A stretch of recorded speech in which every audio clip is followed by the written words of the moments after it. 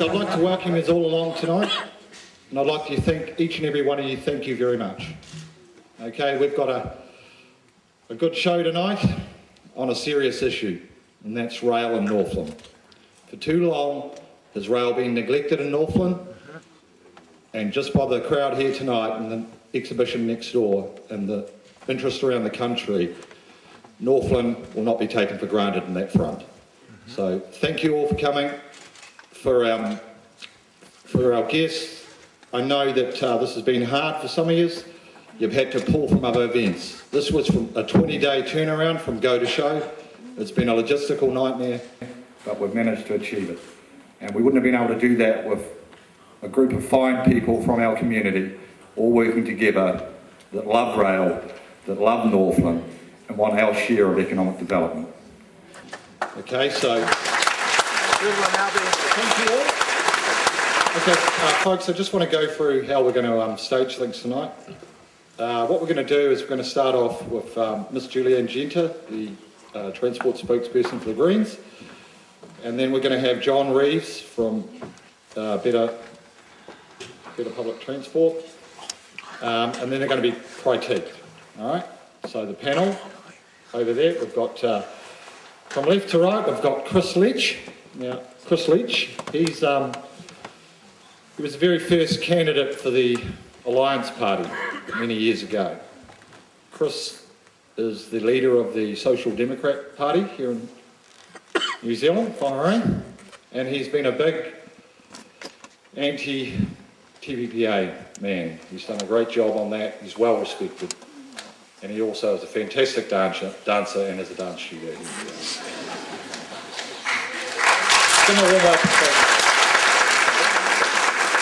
He's a very good policy wonk, so he's fantastic to have him as a critique.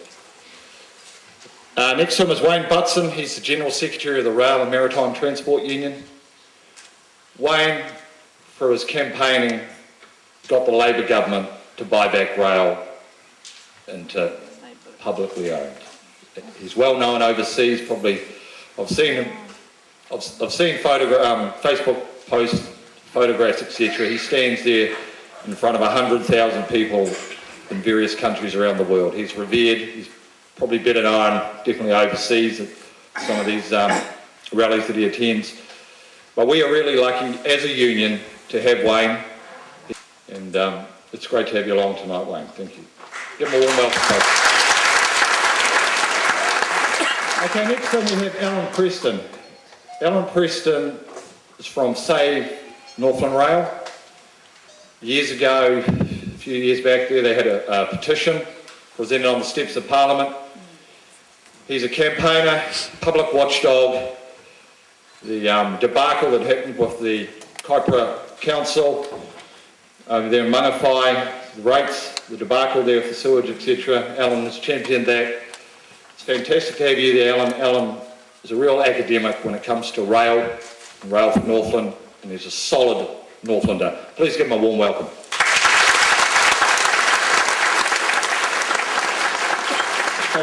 Okay, so let's introduce Miss Julie Anne Genter from the Greens. Please come forward, Julie, and give her a warm welcome.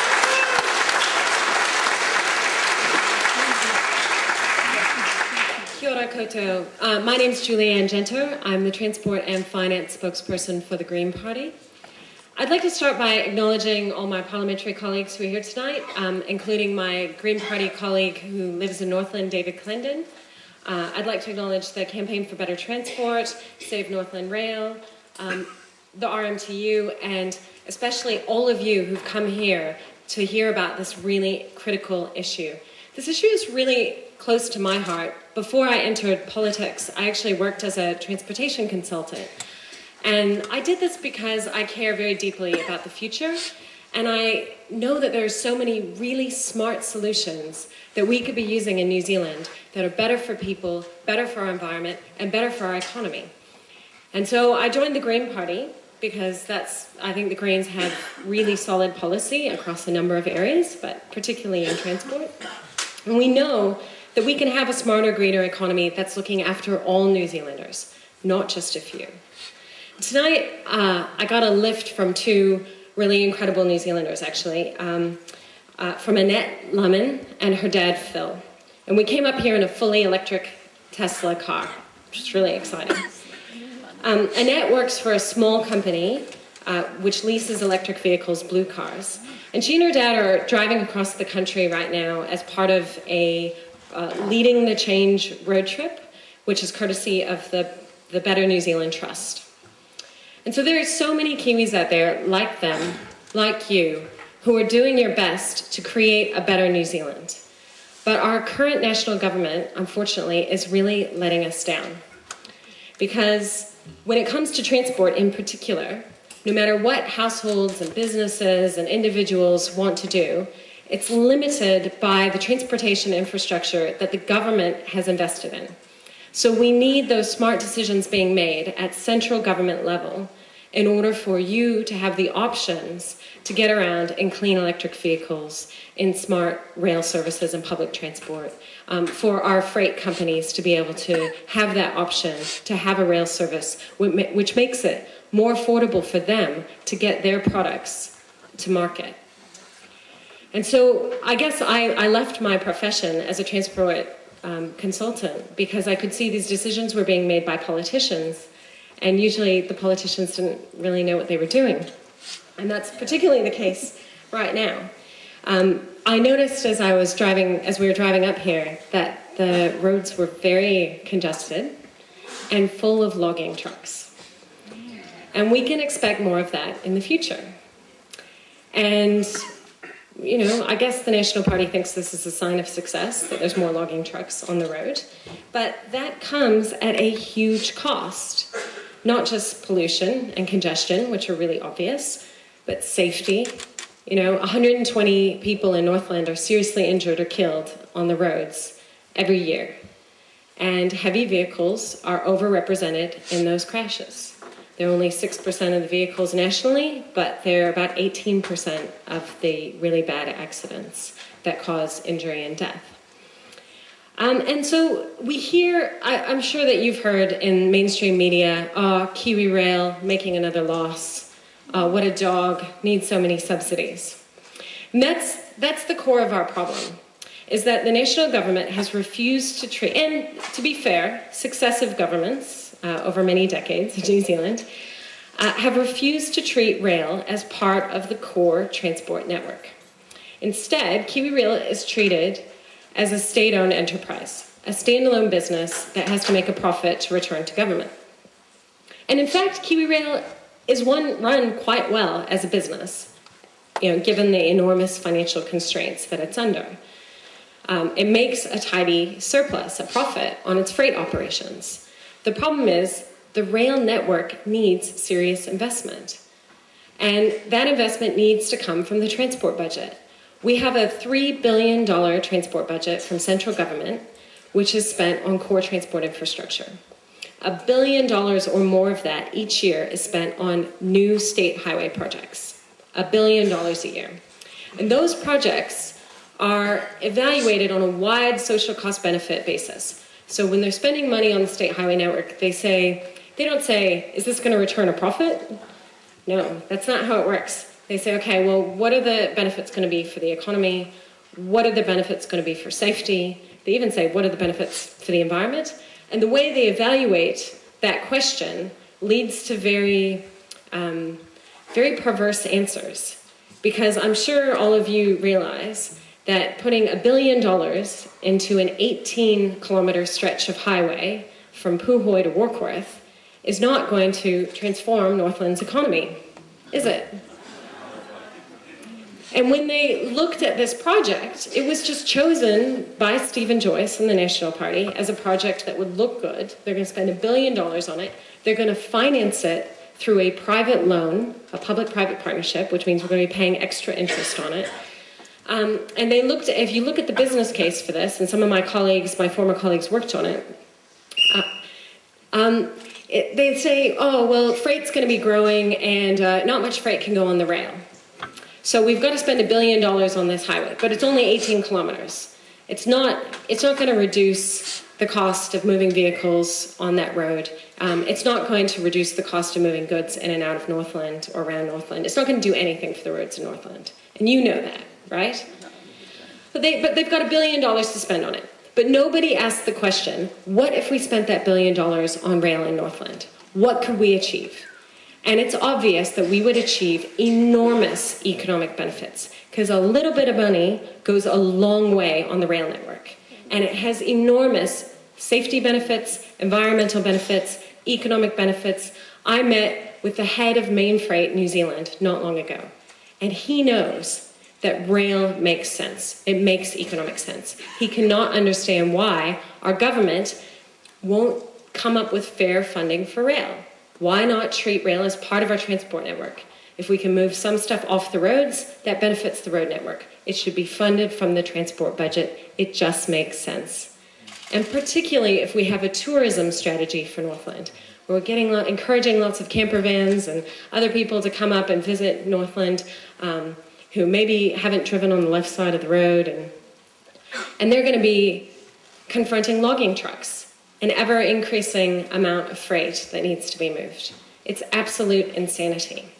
So the Green Party have long demonstrated that we have a costed policy, that we will make rail infrastructure be funded from the transport network, and we found over 10 years you could easily find $4 billion to invest in the rail network. You evaluate those projects on the basis of their economic, environmental, and social benefits, and you prioritize them like that. And I have no doubt that there would be a sound economic case for investing in rail infrastructure here in Northland. Get more trucks off the road, and we're killing two birds with one stone. It's kind of a... So what we're going to do is just introduce quickly John Reeves. He's a committee person with Better Public Transport. Come to the lectern there, please, John. Thank you, Alby, for the invite to come here tonight. My name's John Reeves and I'm a committee member for the Campaign for Better Transport. We're a politically non-aligned transport lobby group that's been involved in getting better transport for Auckland and New Zealand for some time. We worked with many politicians back in the mid-2000s to get the Whangarei railway line reopened when everyone said it would never work and would not be popular. Well, now it's actually really popular and it works. So we worked with the Labour Party on that, so we've got to thank Labour for working with us on that in that respect. Then we worked with the Greens and Labour to get the electrification underway for the Auckland network, which, as you can see, all came to fruition and has been a great success with a few teething problems, but it's getting there. So we've got to thank Greens and Labour for that. And just as passing, we have to thank New Zealand First for the biggest thing ever for public transport usage, which is the Super Gold Card. So that certainly moved a lot of people. However, the big concern, and the reason why you're all here, is about, of course, the degradation of the Northland Rail network, which is a major concern, not just to me as a committee member of the Campaign for Better Transport, but to you, the citizens living up here, and also to the businesses and the economy up here in the Northland region. Basically, we've seen no money put into this rail network beyond pretty much Swanston Station for many years, and it looks like nothing else is coming. Currently, you're well aware that it's highly likely the line will close up north from Aotearoa down to Kauri. This is exactly the opposite which should be happening. We should actually be extending that line. We should be connecting up to Kawakawa so we can take tourists from Opua down to Whangarei for the day, spend some money. Interestingly enough, foreign tourists who catch trains actually spend a lot more money than people on cycles on a cycleway. So it may be more economic beneficial for the region that we actually have a tourist train.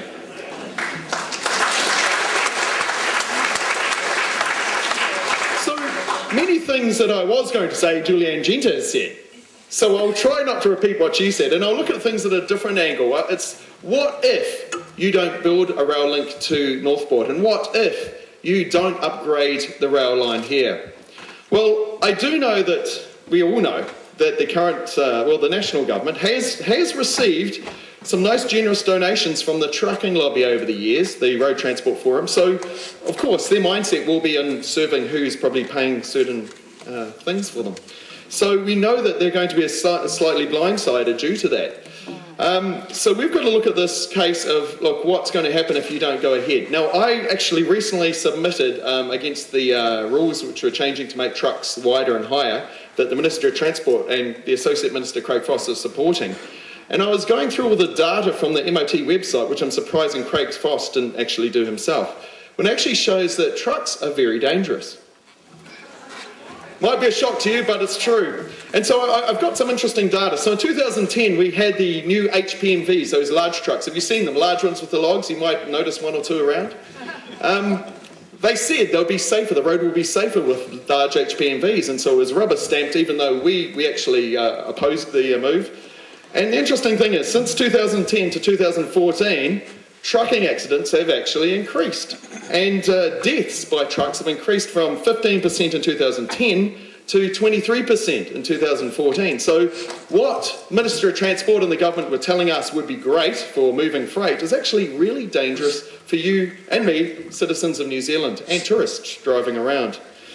It goes almost daily that we see truck accidents happening in the newspaper. In fact, it's become so frequent now, it's not even reported in the newspapers. I was up here in March, early March, and I saw a truck carrying a large bulldozer roll over. It was just by the Caltex as you come into Whangarei. And I was looking in the Northern Advocate over the next 3 days I was up here, and there was no mention of it. And it had actually skidded right across the road, gone across both sides of State Highway 1 and wiped out a barrier. And that's the thing, we've become so complacent now with the amount of accidents which are hitting the roads. Other interesting information is that I hear that the trucking industry says that they're the knights of the highway. Now, they do serve a huge job here in the freight task of moving our freight around New Zealand. However, the statistics show that 58% of injury accidents involving a truck are actually caused by the truck driver. Now that's pretty shocking, 58%. So we've obviously got some issues here. And if Northland doesn't develop a rail and get more freight onto rail, you're going to have that wall of wood coming down, you're going to have a lot more logging trucks on the roads, and there's going to be a lot of death and serious injuries to you or your loved ones, to people you don't know but you'll see as you pass by. And I'm not sure if that's what Northland really wants. It'll be the sort of the question you'll need to ask. And the way to change it, obviously, well, you've got an election next year, so you'll have to decide what to do there. So the other thing is, yes, KiwiRail is unequally funded. When you look at how much money the roading system's getting, when you look at the trucking industry and it's really indirect subsidies by all other motorists. Basically, when you buy your licence fee and you pay your petrol tax, you're subsidising the trucking industry. And obviously, consequently, there's a lot of dangers and accidents which we've seen in the statistics and data. So why don't we subsidise more and give more money to KiwiRail? Because you know what? It doesn't kill that many people. In 2014, which was one of the lowest years for deaths on our roads in New Zealand for about 4 decades, the trucking lobby or trucking industry managed to increase that to 23% of the deaths in their market share of road deaths. And the thing is that most of a good 35% of those deaths were caused by the truck drivers themselves. So we've got some really serious issues here, and trucking is needed. We need an integrated transport solution. Integrated means rail and road and shipping, not just road and trucks. And I must reiterate what Julie Anne Genter said. The highway to Northland, the RONS, or the Puhoi to Warkworth Highway, does not come anywhere near Wellsford. It's Warkworth, which is in Auckland, so Auckland's getting all this money. It's about time Northland got some money, and one of the key projects which would do amazing economic benefits to your region would be building the rail link to Marsden Point.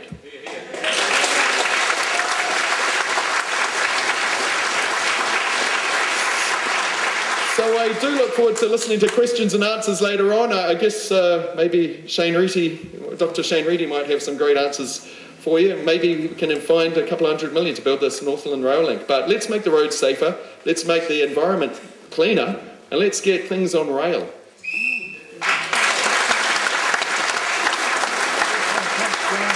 Fantastic speech. Covered some good ground there. Okay, we're going to jump to our panel now. I'm going to spend 3 minutes on critiquing both Julie Anne and John's speeches. And we'll kick it away for you there, Chris Leitch. Thank you very much. I have to agree with a lot of what Julie Anne said. My concern, though, is that the suggestion of taking money out of roads and putting it into rail is a bit like shifting deck chairs on the Titanic, really. We're just shuffling around with some existing money. And goodness knows, as far as roads are concerned in Northland, we would have the worst roads in the country when it comes to a main highway that's supposed to be the the central highway for all of our freights and our exports going out of Northland. So I don't believe that taking money out of rail and putting it, out of roads and putting it into rail is the answer. And we don't need higher taxes either. What we need is some more innovative funding. And for instance, already New Zealand Rail or KiwiRail has loans of $220 million at an average interest rate of 5.82%. Now most of you could go and get a mortgage on your house at a lower rate of interest than that. And they're paying $15 million a year in interest. We need to look at doing something about giving KiwiRail access to funding at much lower rates of interest. Go to you, Wayne.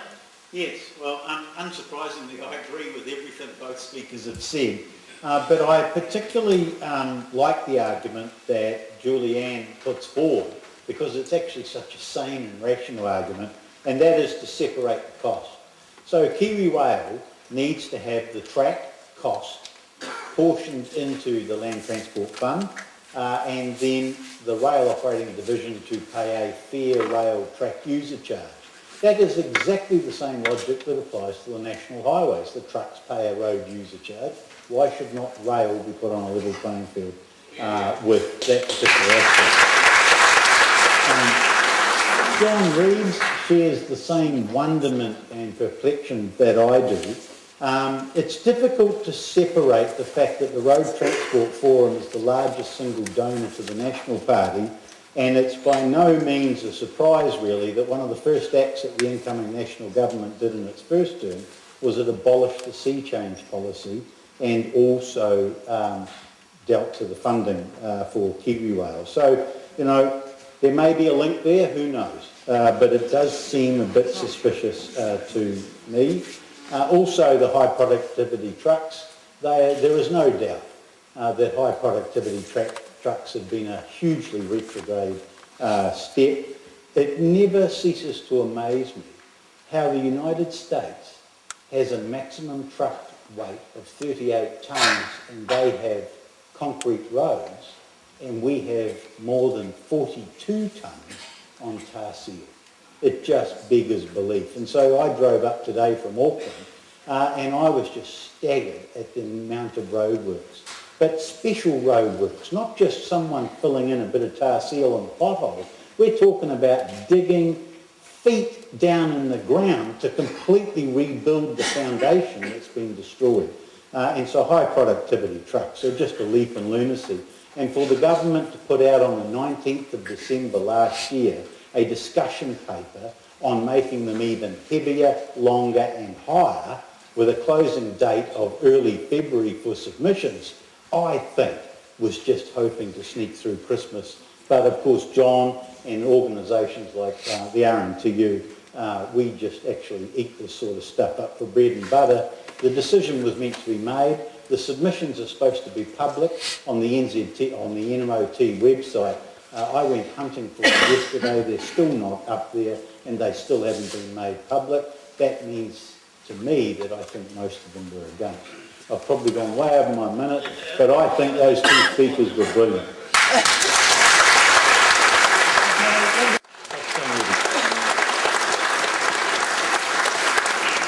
Thank you. E tuatahi ki te kaikaraki Fred, tēnā koe.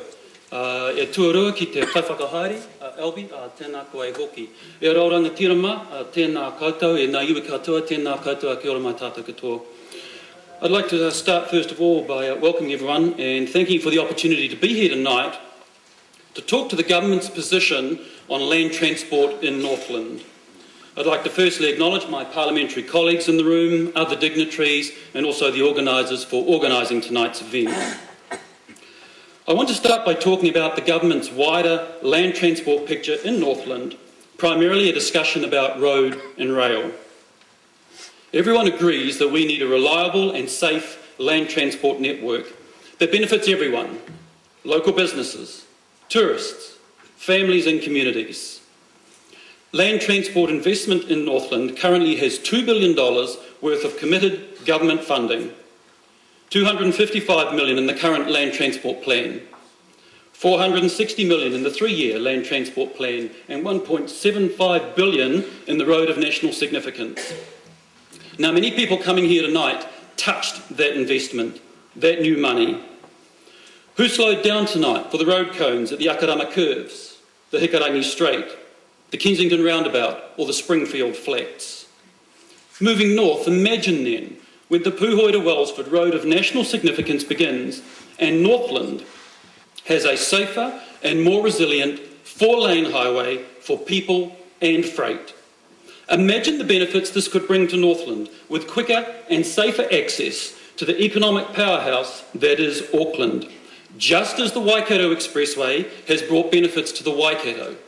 And then let's talk about the 4-lane highway moving further north from Wellsford, the Northland Corridor, which is currently being explored.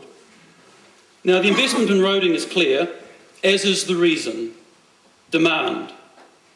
The 2014 National Freight Demand Study showed that of all the freight carried in Northland, 98.8% is carried by road and 1.2% carried by rail. Roading is by far and away the greatest freight carrier, and business currently chooses road over rail. Now, rail does have a role. Rail does have a role, and getting that balance right between road and rail is a challenge that Northland and other regions face, and we acknowledge that. Many competing factors must be taken into account to get this balance right. But what is clear is government's desire that Northland's overall transport network grows strong, resilient and supportive of future economic growth. Now, roading therefore is clearly a high priority, but across the national network, rail has also received significant funding. Since 2009, government have invested approximately $3 billion in new infrastructure and services, and that's because KiwiRail remains integral to New Zealand's land transport system. However, KiwiRail must continue to drive significant efficiency and productivity improvements to reduce the ongoing level of Crown funding required. Now, there's no denying this is a challenge for KiwiRail. However, if freight is present in commercial quantities and customers are prepared to pay commercial rates, KiwiRail will carry that freight. I want to say that again. If freight is present in commercial quantities and customers are prepared to pay commercial rates, KiwiRail will carry that freight. I now want to address some specific local rail issues: the Otiria Kauri line, the North Auckland line and the Marsden link. The first point is that the Otiria to Kauri line, a short 50 to 60 kilometres, is not closing. This line is currently uneconomic for KiwiRail and has been for a long time. The revenue it earns does not cover the cost of running the services, let alone any contribution to the maintenance and infrastructure of the line, and it has not done so for a while. This is why activity on the line is being ceased. If companies want to use the line in the future for transporting freight in commercial quantities and customers are prepared to pay commercial rates, then KiwiRail will carry that freight. The line will continue to be regularly inspected and ongoing biosecurity corridor maintenance will continue to protect its future use. The second is the announcement last week amalgamating the two North Auckland line freight services into one. This should be interpreted as a signal that KiwiRail is in fact working hard to keep the North Auckland line open and viable. The same amount of freight will still be carried. Importantly, this keeps the North Auckland rail line open. Finally, I want to talk to the Marsden link. The Marsden link has been in discussion since the 1960s, spanning across multiple administrations, Labour and National. Government understands the implications of logging truck movements to Northport. Forestry is the main customer for the port. However, the Marsden link remains an expensive project costing hundreds of millions of dollars and involving 20 kilometres of rail over up to 20 hectares of marine land reclaimed from the harbour. A build it and they will come philosophy has failed in the past and fails to recognise commercial realities. At this point in time, there is no sustainable business case for the Marsden rail link and it remains a designated corridor only. I want to conclude by reiterating 3 points. Northland currently has $2 billion of committed government land transport funding. Government is working towards an overall integrated land transport plan for Northland that includes road and rail. And finally, if freight is present in commercial quantities and customers are prepared to pay commercial rates, KiwiRail will carry that freight. Thank you. Thank you,